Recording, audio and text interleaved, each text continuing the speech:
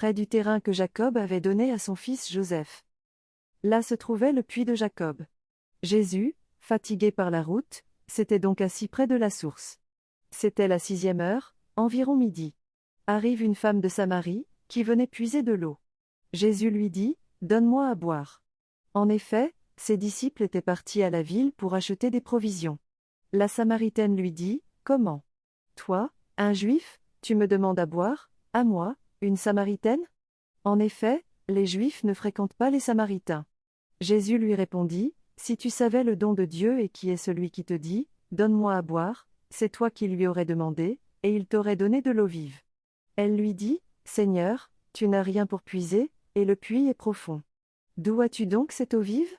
Serais-tu plus grand que notre père Jacob qui nous a donné ce puits, et qui en a bu lui-même, avec ses fils et ses bêtes? » Jésus lui répondit, « Quiconque boit de cette eau aura de nouveau soif, mais celui qui boira de l'eau que moi je lui donnerai n'aura plus jamais soif, et l'eau que je lui donnerai deviendra en lui une source d'eau jaillissant pour la vie éternelle. » La femme lui dit, « Seigneur, donne-moi de cette eau, que je n'ai plus soif, et que je n'ai plus à venir ici pour puiser.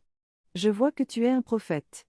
Eh bien, nos pères ont adoré sur la montagne qui est là, et vous, les Juifs, vous dites que le lieu où il faut adorer est à Jérusalem. » Jésus lui dit, « Femme, crois-moi, l'heure vient où vous n'irez plus ni sur cette montagne ni à Jérusalem pour adorer le Père.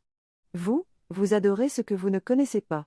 Nous adorons ce que nous connaissons, car le salut vient des Juifs.